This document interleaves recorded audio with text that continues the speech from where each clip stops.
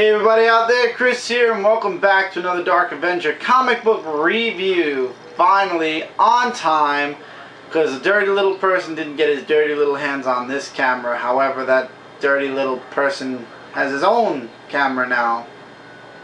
Yippee. Yeah, there's probably going to be a 202.1 at some point, just not before mine this time. And the comic books that I will be discussing this week were released on September 11th, 2013. We are in week 2 of Villains Month.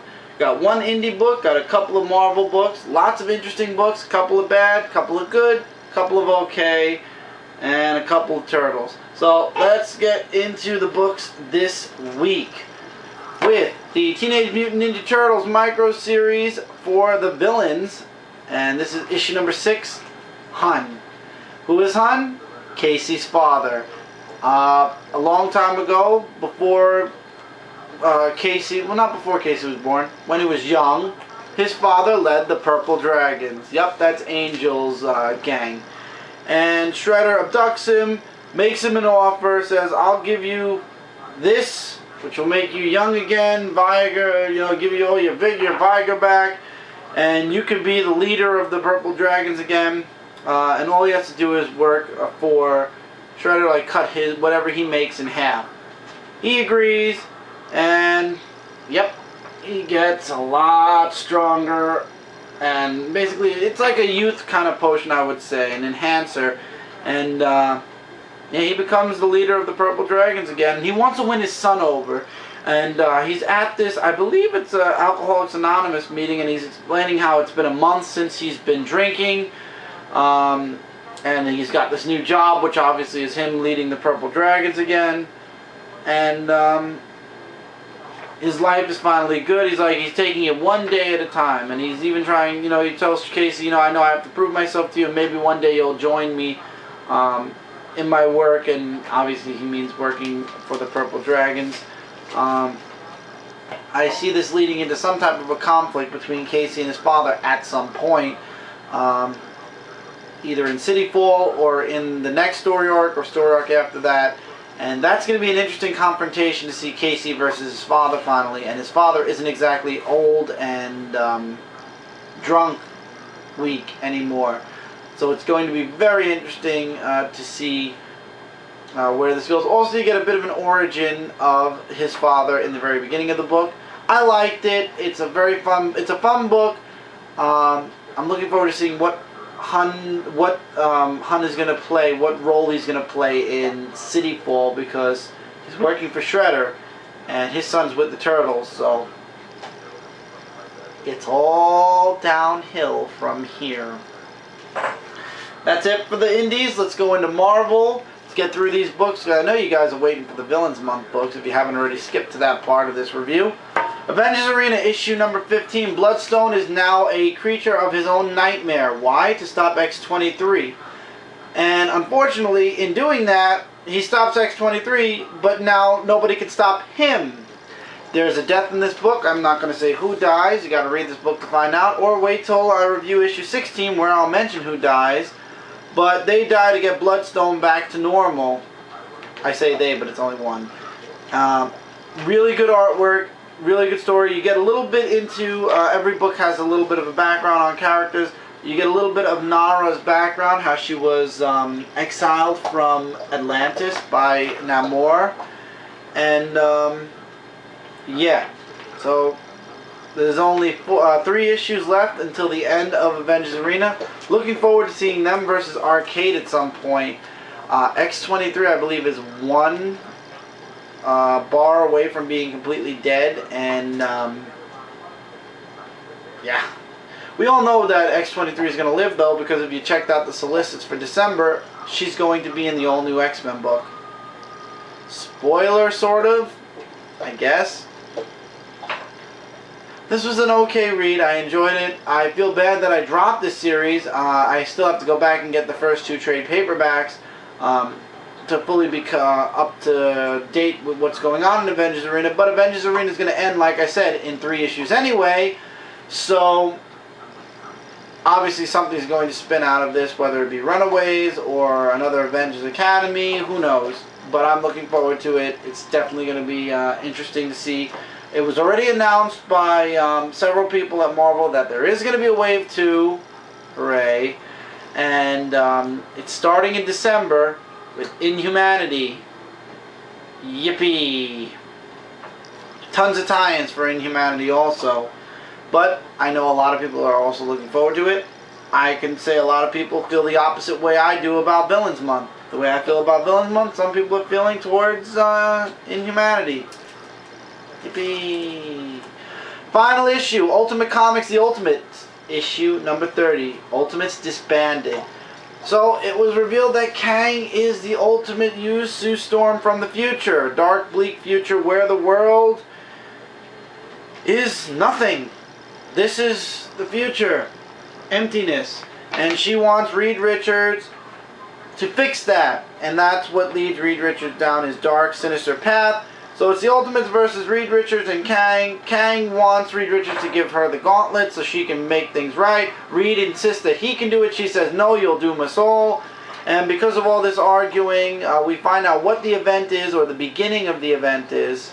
I'm leaving out a lot of details why you've got to read this book. It was too good not to read this series. If you read it in trade paperback, read the trade paperback of this story. It's really good.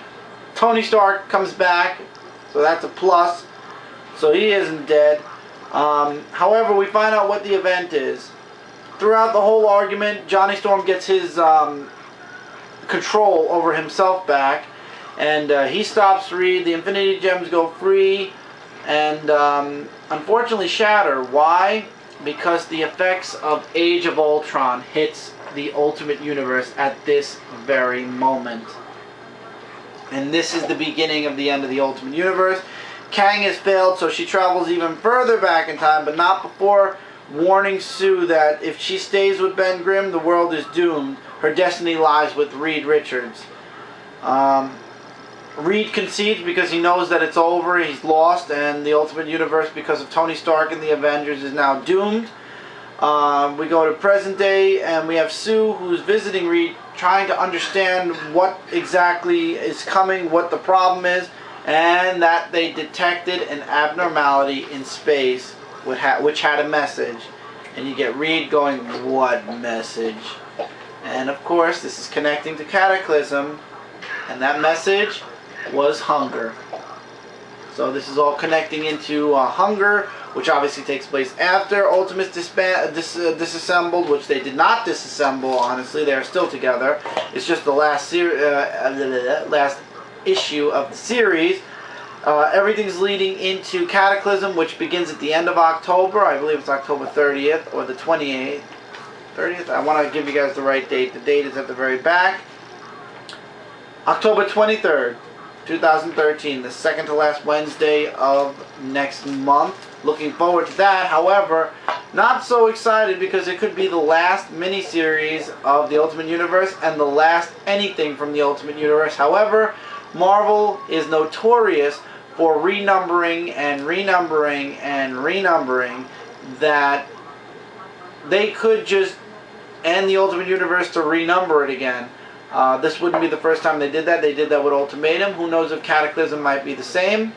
But we all know that the Ultimate Kang is trying to go back in time to prevent Galactus from the 616 universe entering the Ultimate Universe, which means the end of Earth and everything, every living thing in the Ultimate Universe. This was an awesome series. I highly recommend you guys check out Ultimates Disassemble. This was a fun run. I'm glad I decided to jump in on this series, even though it's the last story arc of the series. Looking forward to Cataclysm. Can't wait for Hunger to be over, because already we are halfway through Hunger and it's really not good, but at the same time, it obviously now we know it's a prequel to the big event, which is Cataclysm, so we'll see what happens. Next we have X-Men issue number 5, which is chapter 3 of Battle of the Atom. And Jean and Scott are on the run from Wolverine and the X-Men, as well as the future X-Men. They don't want to go back to the past because they know what's going to happen. Their minds are going to be erased by Xavier, and they're going to live their lives the way they're supposed to, which leads to Jean Grey's death, Cyclops going completely nuts, and yeah. So they want to prevent that from happening or make a difference now for the mistakes they made then. And from the last issue, we find out that Jean Grey from the future X-Men wants to send Jean Grey from the past back to the past. This is getting very, very crazy very fast.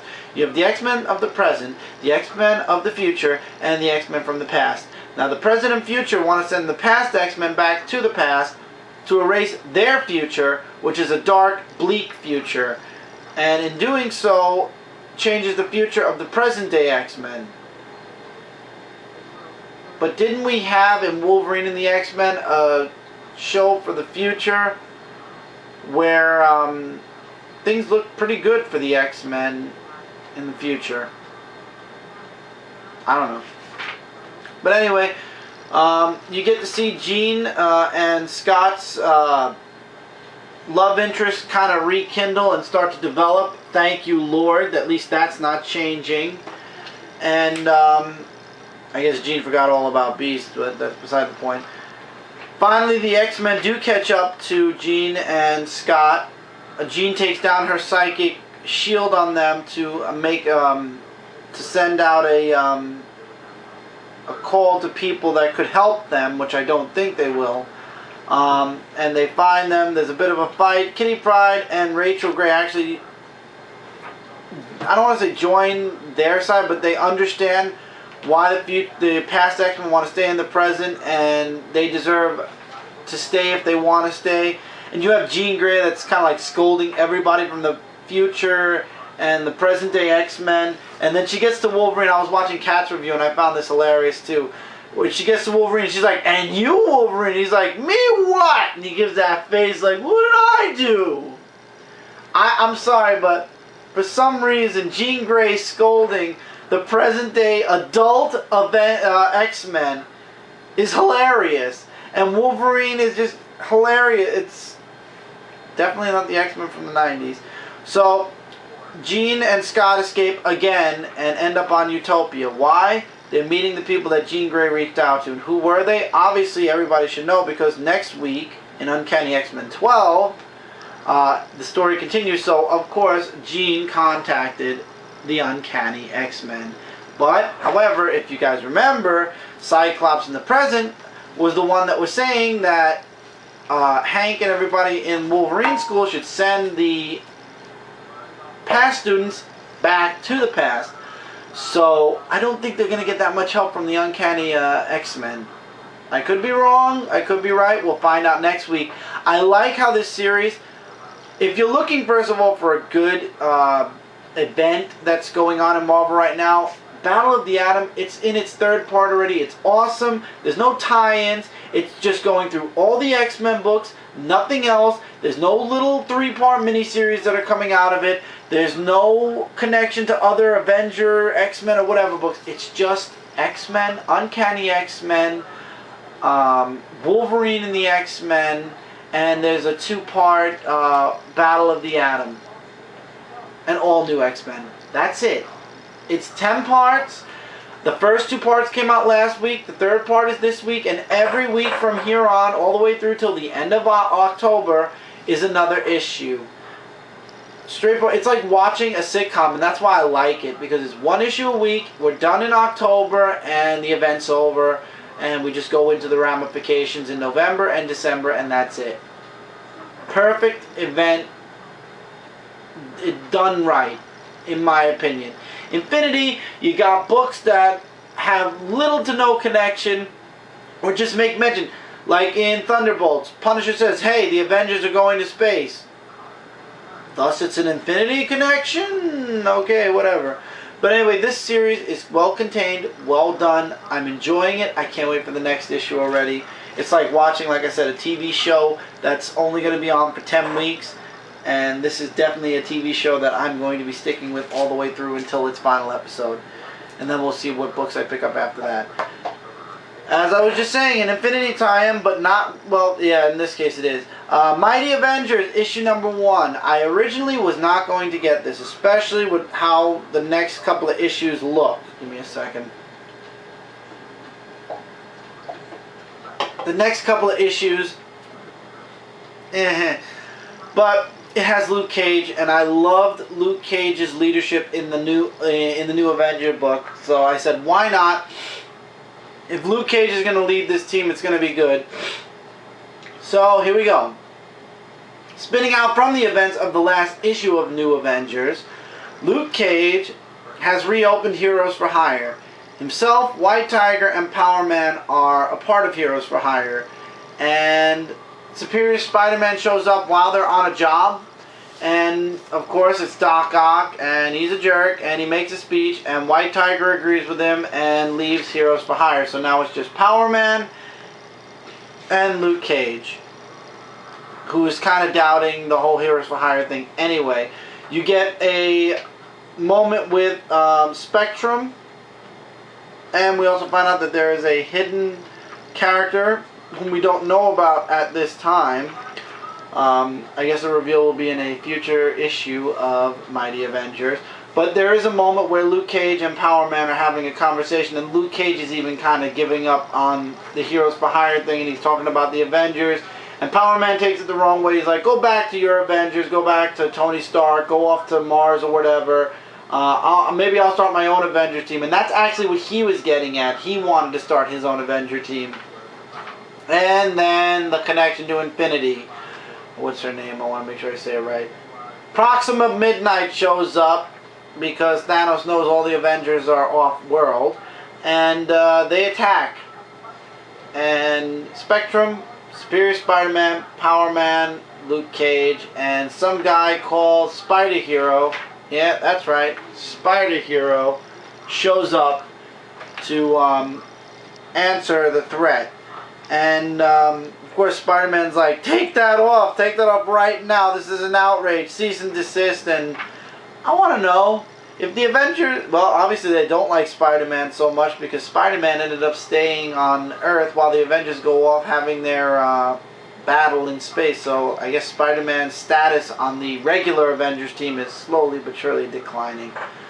But Proxima wants the Avengers. She's like, this is a doomed world now.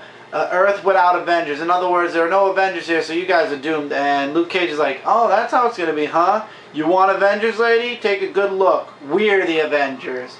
So, thus begins the Mighty Avengers Volume 3 or 4 or whatever.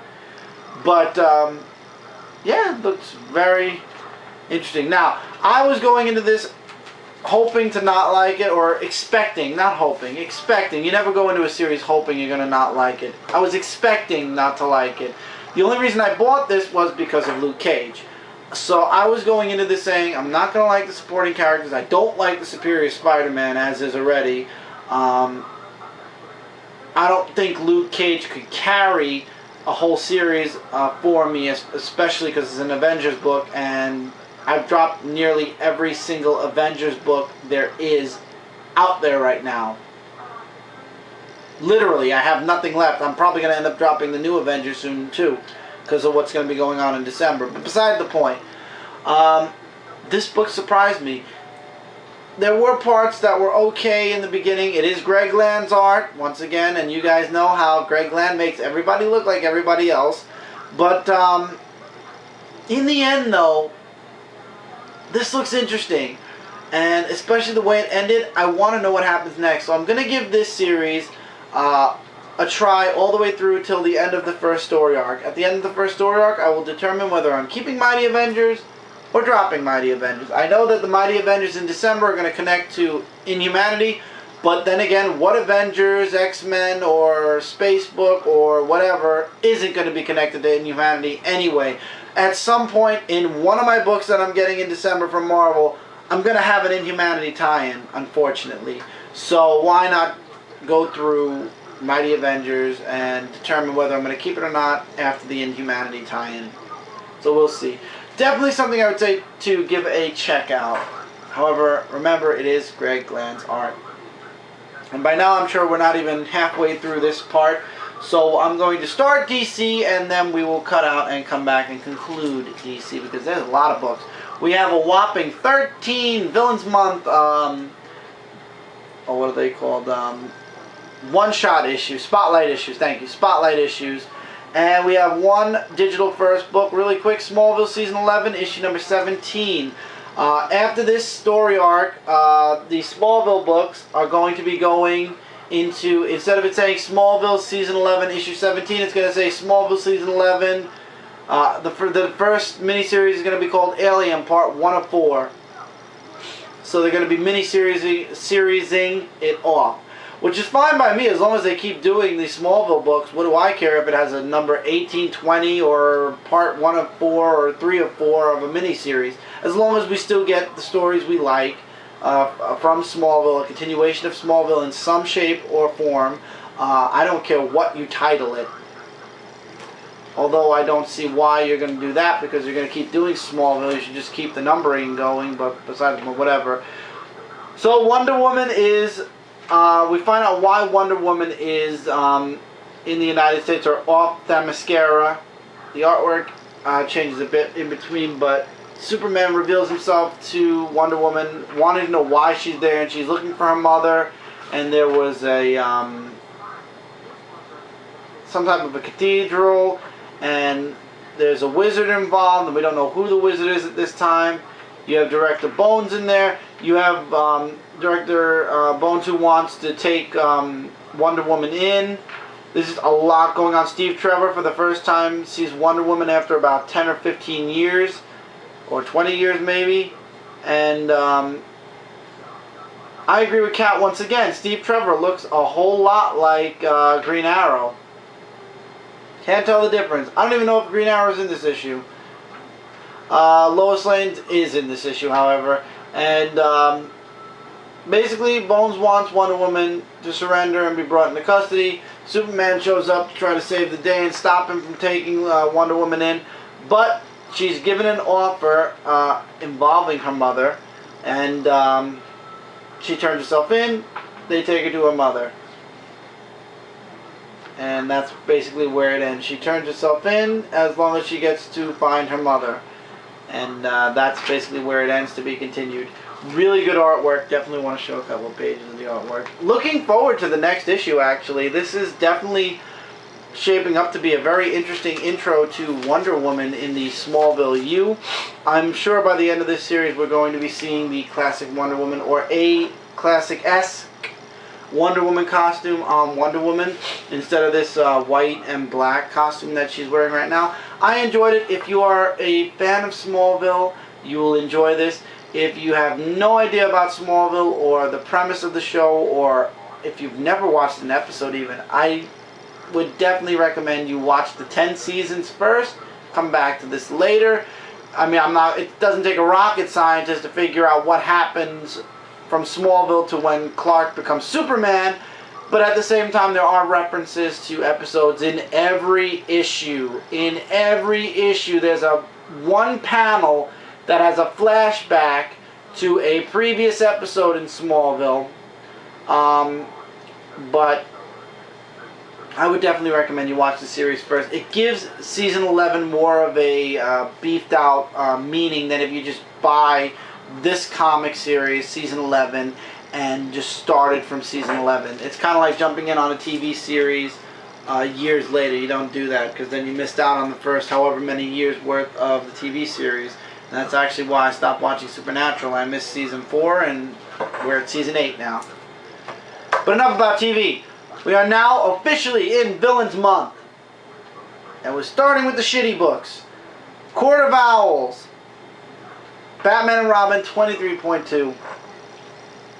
If you're not reading Talon, and you have no care in the world left for the Court of Owls, especially after we just read about the Court of Owls not 2 years ago, you don't need this book. The artwork is pretty dark. There's an origin, there's a connection to Forever Evil, issue number 1, a minor one at that. And then there's a mention which then connects into the Talon books about, spoiler alert, the first Talon. And it says, and find out in the pages of Talon. So, this issue, yeah. Little to no interest for me. Definitely not worst book, but a book that I would say if you're not interested in Talon, if you didn't care much for the Court of Owls, you don't need this book. Skip it. completely. Also, just to note, all my books were 15% off this week, so every single one of my DC Comic villain spotlights or villain books are in 3D. Unfortunately, the 15% off is no longer in effect, so next week's books go back to the half 3D, half 2D formula, and I don't know how I'm going to be doing the last week of this month yet. We'll see what happens when I make my order on Wednesday. But yeah, Court of Owls, I'm not going to say it's as bad as Creeper, but it's maybe one step ahead of it. Only if you are a fan of the Court of Owls, a fan of Talon, would I say to check out the Court of Owls one-shot. Next up, Green Lantern 23.2, the Mongul one-shot. Again, another story that kind of bored me. I don't know why, but I was reading this book, and it explains Mongul's origin, and this guy is expecting or is demanding, what was it? I want to make sure. Demanding Mongul surrender to him, and Warworld to surrender to him, and Mongul's like, you know what?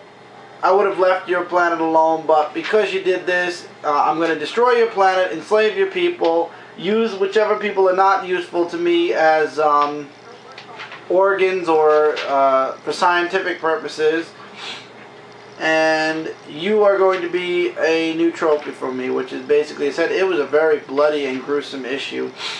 And then, of course, it all leads into Mongul heading to Oa. Now, I don't know if this is in the past a little bit, or if this is in the present, leading into a future story arc next year, but we'll find out, I guess, after Lights Out. Here's some artwork.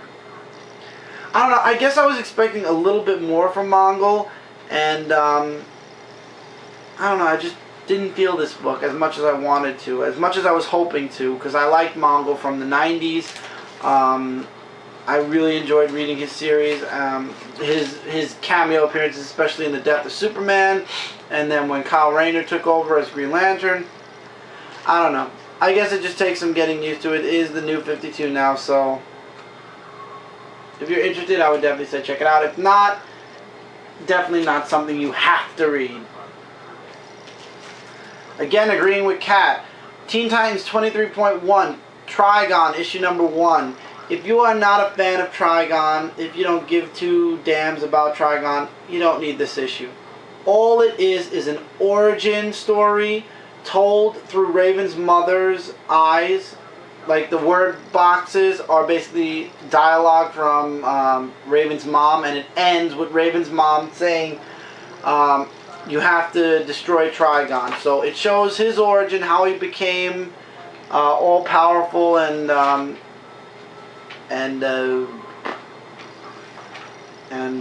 what's it called? He connects with the darkness of the universes and becomes all great and powerful and whatnot. And I believe we're at the 20-minute mark, so stay tuned. We will revisit Trigon before we continue forward. So we will be right back after this commercial break.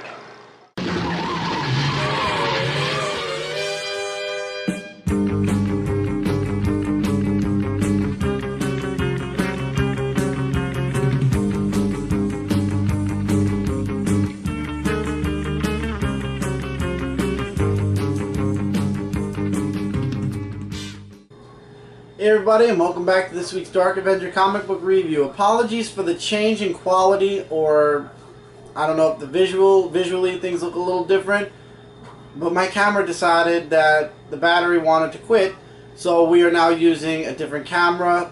Same widescreen quality, however, it is a different camera, so things probably do look a little different. A little smaller or bigger? I don't know. I've only used Cindy's camera or our camera for a bit. So we were talking about Trigon. If you're not a fan of the character, you don't need this issue. It is basically his origin, how he came to be all-powerful, and how he reached into the DC Universe's dimension, and then how he picked his mate to create Raven, and then it's in the eyes, of course, as I said, of Raven's mother, and Raven's mother is the one that says, I'm warning you about all this so you could slay my daughter's father. It says, look for the Teen Titans in Forever Evil #2 before the trial of Kid Flash in next month's issue number 24. So Teen Titans will be connecting to Forever Evil at some point. Not yet, because they're doing the trial for trial of Kid Flash first. However, the Teen Titans will be in Forever Evil 2. Trigon obviously will not. This is just a background story on the recent villain that plagued the Teen Titans.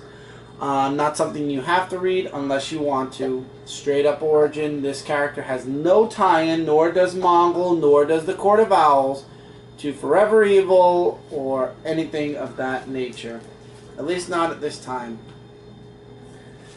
Next, I'm surprised. Brainiac, issue number Brainiac #1, Superman 23.2. I don't feel like we learned anything new about Brainiac except for how he became Brainiac. After that, it's kind of, yeah, you kind of guessed it, and he's trying to gather intelligence together to stop the beings from the fifth dimension, and he goes world to world, every world that's on his master list, and collects specific cities, data, and all important trophies, and then moves on before the fifth dimension attacks. And there's a message that's sent through space from somebody in the present, and Veritas gets it. What do you call it? Dr. Sade Veritas. And she's going to tell Superman about it, but it's basically Brainiac. After the origin, it jumps into a present-day scenario really quickly, but I don't know, I feel like I was bored, and that's kind of why I can't give you guys much of a description of this book, not to mention I did have to read 12 other villain spotlights this week, but long and short of it, you get the origin of Brainiac and why he's doing what he's doing. If you haven't been reading Superman and you have no idea who Brainiac is, read this issue. If you've been reading Superman, obviously if you're a Superman fan, you will be picking this issue up. If not, once again, this is a skip. Brainiac has no connection whatsoever to Forever Evil or any of its tie-ins. This is just literally a standalone story. Once again, no connection to Forever Evil or any future story arc in Superman. Maybe the Psy Wars will have a cameo from Brainiac, but the only thing I've seen Brainiac in recently was Supergirl. Next, Earth 2, 15.2, Soloman Grundy. You get the origin of Soloman Grundy, and Soloman Grundy is back from space now because, for those of you that haven't been reading Earth 2, Green Lantern sent him hurtling into space.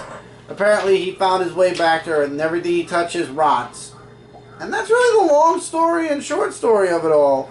And at the end of the issue, they believe they killed Soloman Grundy, and he reforms himself.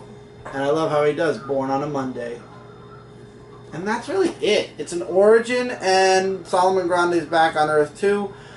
This, once again, has no connection to Forever Evil, no connection to anything. It's a straight-up villain spotlight origin story. That's it. No connection to Forever Evil whatsoever.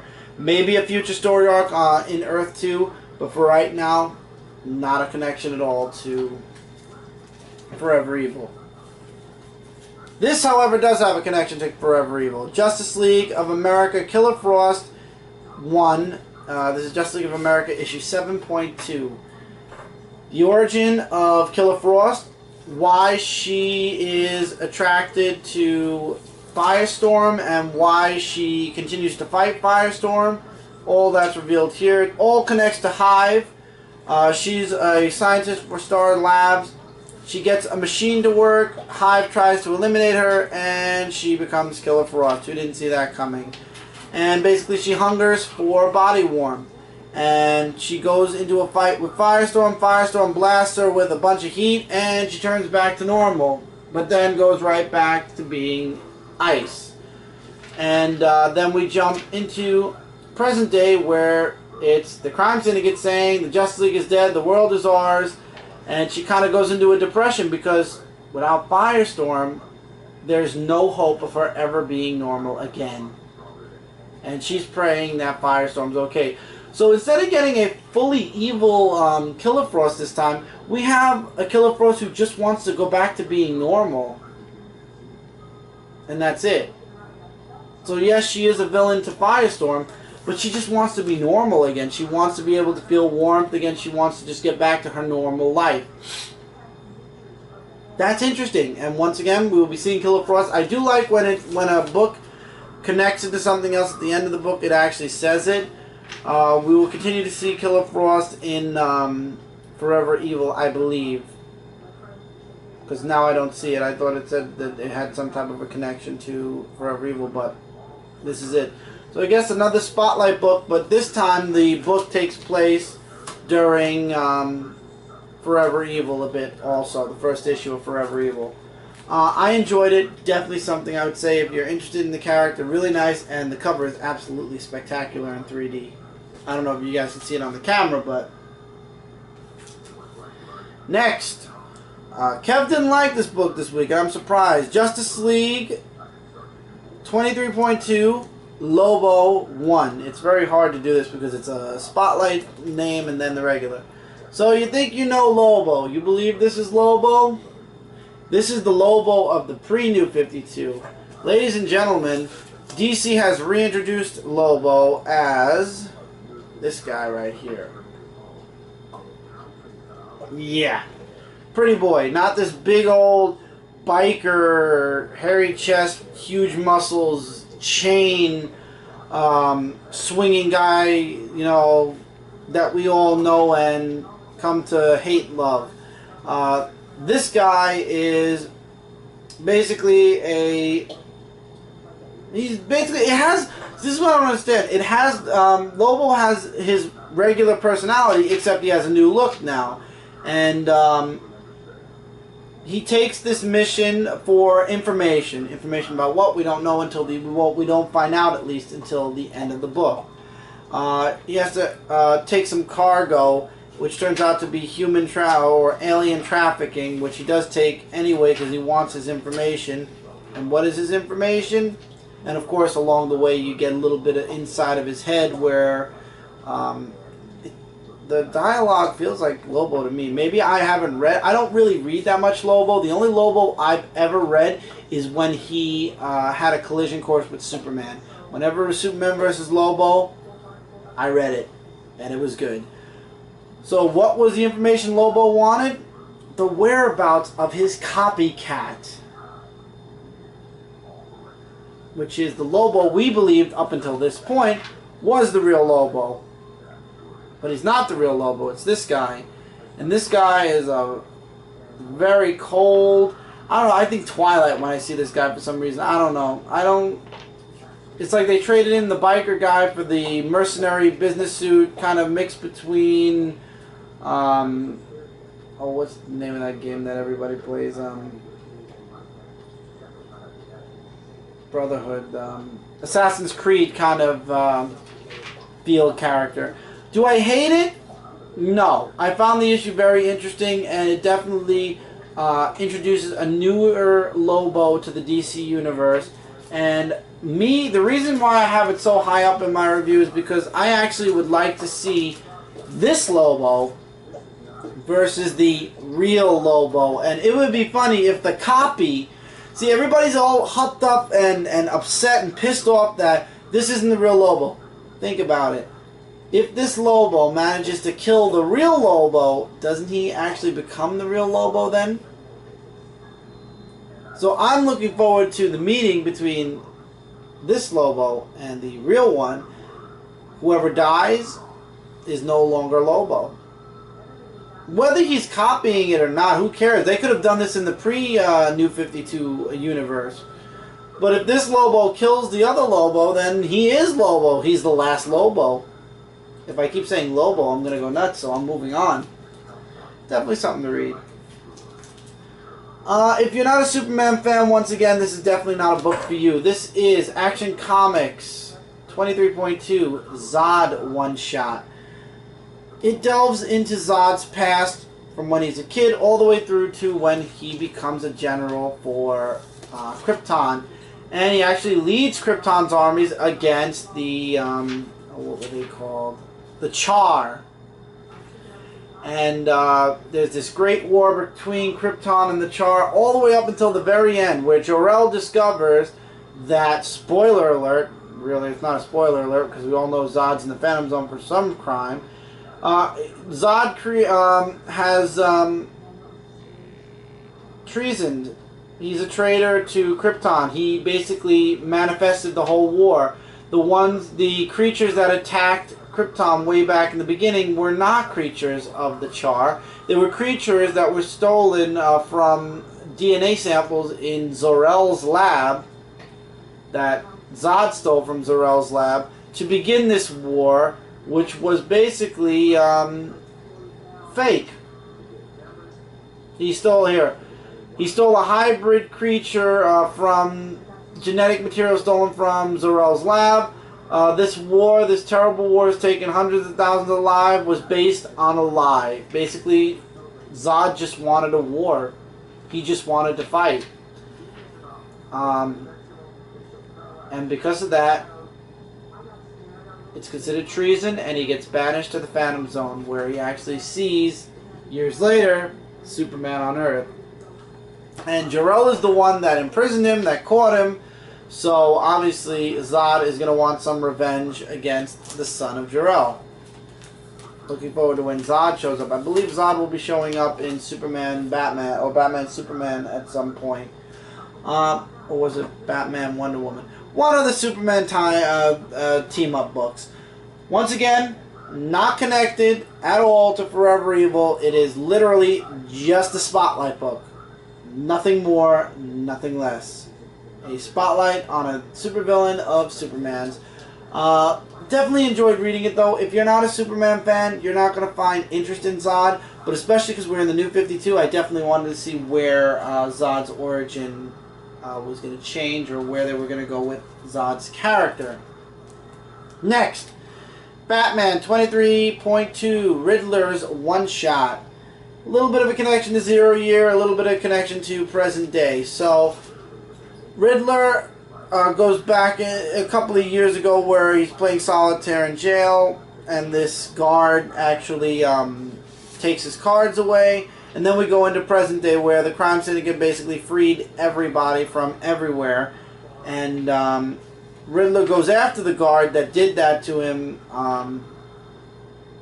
all those years ago, or how many years did they say it was? 4 years ago. And when he gets to the guard, he makes him pay for what he did with the solitaire cards. And you get little things here, there, and everywhere. You get a lot of riddles, which, yeah, at times it got a little tiny, itty bitty bit annoying. But other than that, it was pretty okay. This book was an enjoyment to read. However, I love how Riddler's like, there's no point. They say Batman's dead and gone. Somehow I doubt it. Somehow I imagine I'll be seeing him again. And to be honest, I'm just killing time until I do. So, Riddler's free, but now he's just killing time until Batman shows up again and the fun can begin again. And it says, to be continued in Batman number 25, 0 years. So, that was present day Riddler. We're going back in time now to see the beginning of the Riddler in 0 year. I guess that's why they didn't give an origin. They gave more along the lines of a Riddler one-shot surrounding the events of Forever Evil number 1. So we'll be getting more of an origin story later on in Batman 0 year.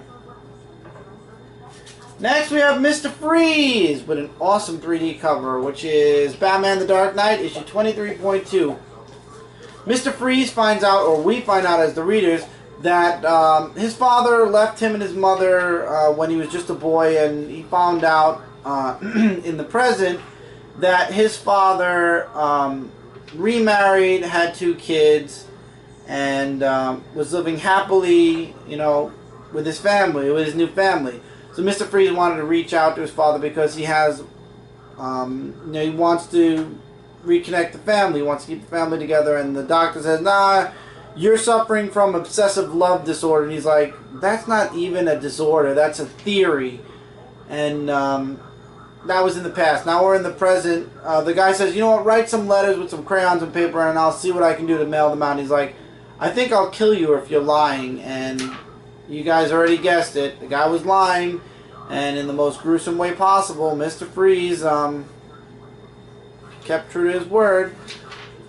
So Mr. Freeze goes off to try to track down his father and his family. Spoiler alert, the father already passed away years ago. Or a couple of years, I forgot how, a year or two ago. I want to see for sure.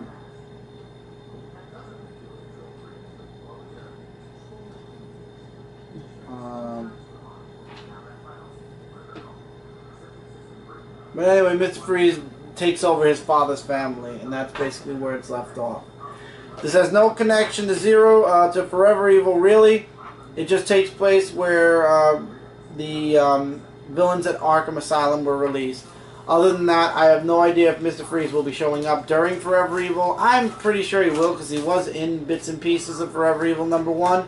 But this was basically just a one-shot about Mr. Freeze trying to find his father, and a briefy add-on to the origin story we got in, I want to remember the annual. They did make mention of the annual at the very beginning of the book. Batman Annual #1. So we got the origin story of Mr. Freeze in Batman Annual #1. They added a little bit more to it, and then jumped into present day Mr. Freeze freed from Arkham thanks to the crime syndicate. Fun read, interesting read. If you're a Mr. Freeze fan, you'll definitely be picking this up. If you're not, you won't.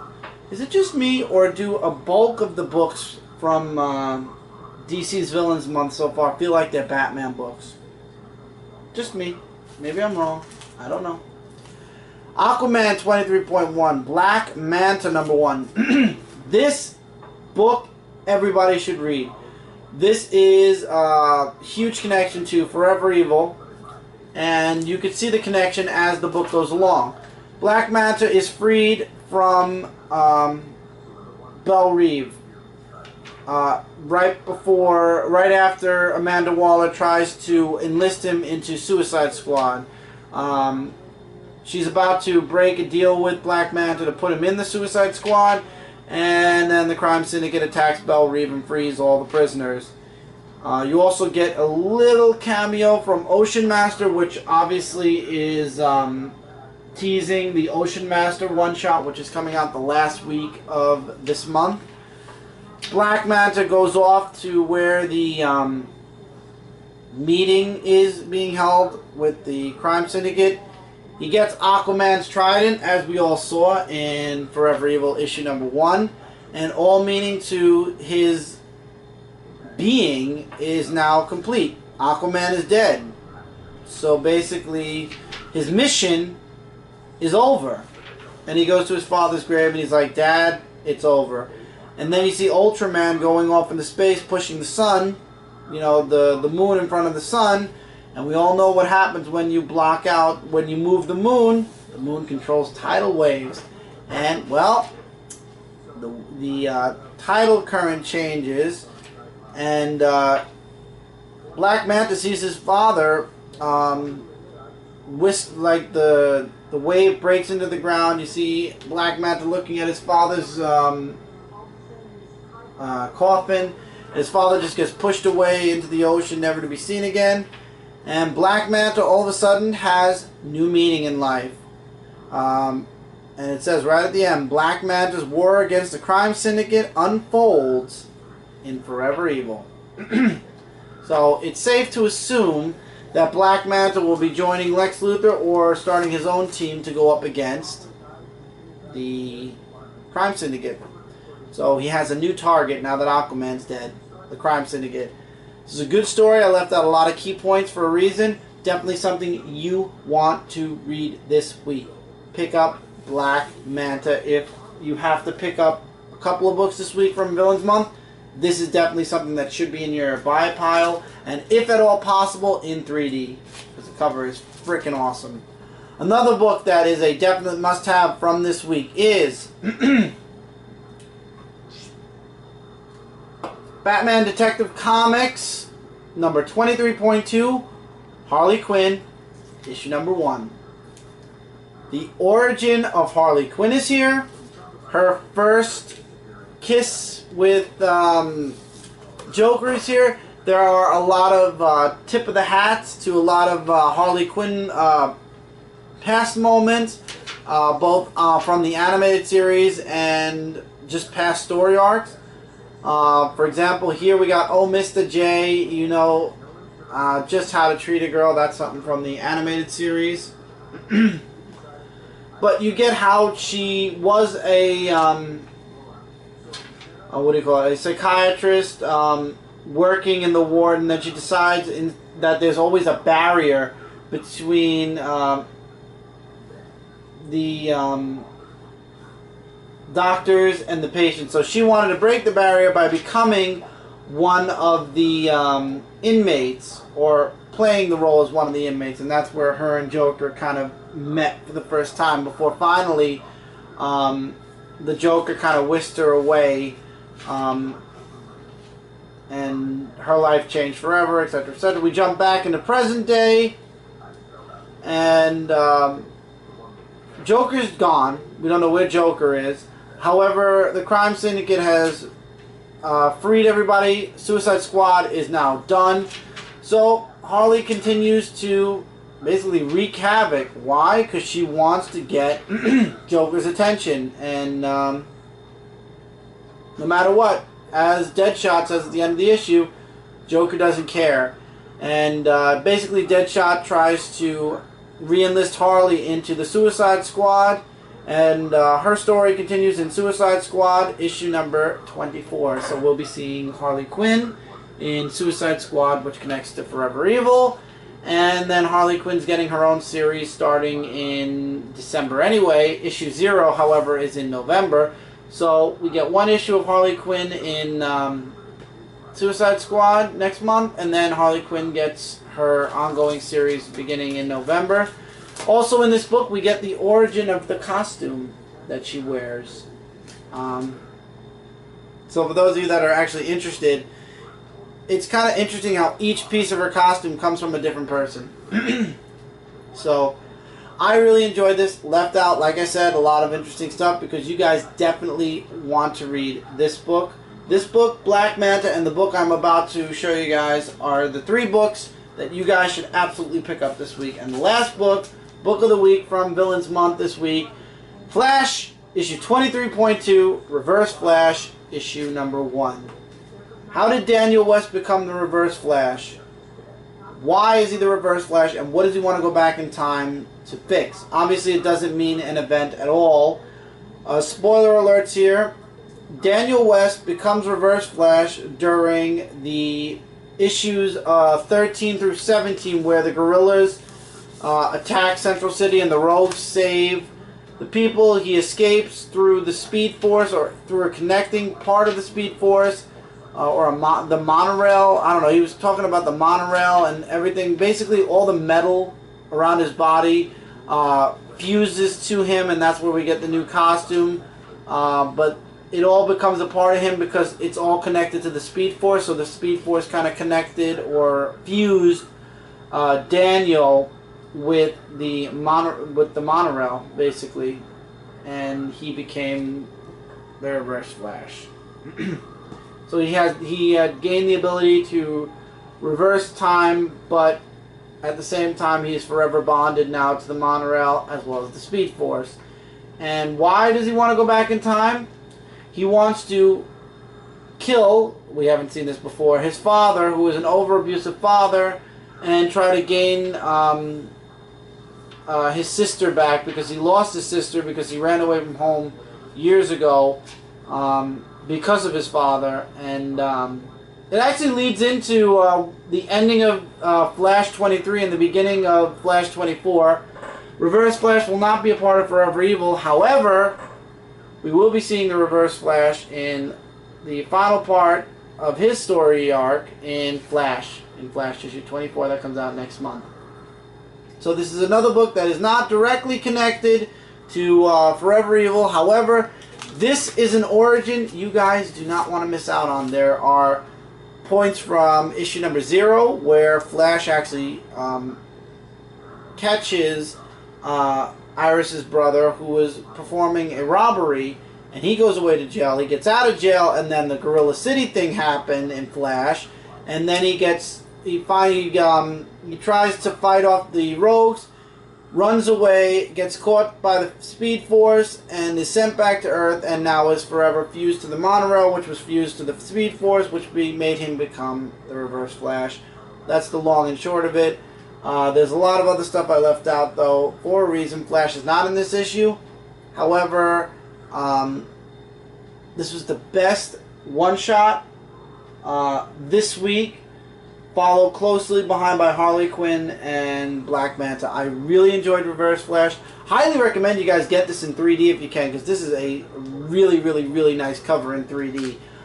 If you can't, just get it for the story alone. This was an excellent read. This week was definitely a bit better than last week, even though there were a couple more books that I didn't enjoy. But the books that were good were spectacular. And that's it for this week, guys. Let's round out this week. We've got a lot of rounding out to do, actually.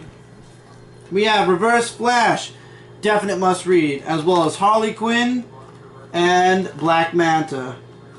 Mr. Freeze was an okay read. All these Batman villains from here on, I leave up to you guys. If you're a fan of Mr. Freeze, check it out. If not, you could skip it. Same thing with Riddler. However, we will be getting his origin in 0 year. Zod, if you're a Superman fan. Lobo was an interesting read. I leave that up to you guys. Depends on your taste with Lobo. Killer Frost was an interesting story. Give me 1 second because we're about to hit 28. 1 second. And we're back. Killer Frost, if you're a fan of the villain, you'll be checking it out. If not, you won't. Same thing with Soloman Grundy. If you're a fan of Earth 2, you'll be reading this book. Brainiac, once again, if you're a Superman fan. Trigon, if you are interested in learning more about Trigon from Teen Titans' recent story arc. Mongul, if you're a Mongul fan. Court of Owls, if you're reading The Talon. Smallville was a good read this week. If you're a fan of Smallville, you'll be picking it up. If not, I would recommend you guys check out the first 10 seasons on DVD, whatever, Netflix, however you want to watch it. And then when you're done watching those 10 seasons, if you liked it, come back and check out season 11. Mighty Avengers issue 1, surprisingly, got me interested. I'll be sticking around for the next couple of issues. X-Men issue number 5, Continuing Battle of the Atom, really good. Looking forward to the next issue, which comes out next week. Ultimates, issue number 30, the final issue of the Ultimates. Really good. Looking forward to Cataclysm. Avengers Arena, issue 15. If you've been reading the series right along, there's 3 more issues to go. Really good story, though. I would highly recommend you check this entire series out. And finally, the Teenage Mutant Ninja Turtles Villains Micro Series, issue number 6, Hun.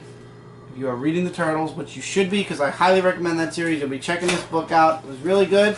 And that's it for this week, guys. Next week, because DC doesn't like to completely be even, if DC was smart, it would have been 13 books for 4 weeks. Instead, next week, we have 14 Villain Months book, and then the last week of the month, we have 12, which I'm sure there's a reason for that. Next week, we've got a lot of books. Don't forget to check out comicrelated.com, your number one source for comic book news, reviews, and a whole bunch more. Don't forget to check out Dark Avenger Inc. We try to give you guys as many videos as we can each and every week. We are covering the entire Villains Month series, every single one shot. We're doing in-depth reviews every week. By the beginning of the following week, we have every single book from the previous week up. We just concluded week 1, and we are already starting week 2's books. By this Wednesday, we should have the entirety of week 2 done, and we'll be starting on week 3, but we will be covering each and every book in-depthly on Dark Avenger Inc. Website will be going up as soon as we work out a couple more bugs. If you are not subscribed to Dark Avenger Inc., if you go there and enjoy what you see, please do subscribe. If you're not subscribed to this channel already and you're enjoying my comic reviews, please do subscribe. I am tongue-tied tonight like crazy. Please do subscribe. This way I, as well as Dark Avenger Inc., if you subscribe to us, will be in your subscription box and you won't miss out on a single review or a single video. Thank you guys so much for watching. I'm really enjoying Villains Month. Hopefully you guys are too. Let me know in the comments below which books you got this week, what you thought about the Villains Month books this week, what you thought about any book this week. Love hearing from you guys. I'm still getting lots of messages and a couple of comments here and there. Mostly messages for some reason. I don't know why. But anyway, thank you guys so much. See you guys really soon. Can't wait for next week. Next week's going to be crazy with 14 Villain Month books. But anyway, take care. Keep reading, keep collecting, and I will see you guys in the next video. Take care, everybody.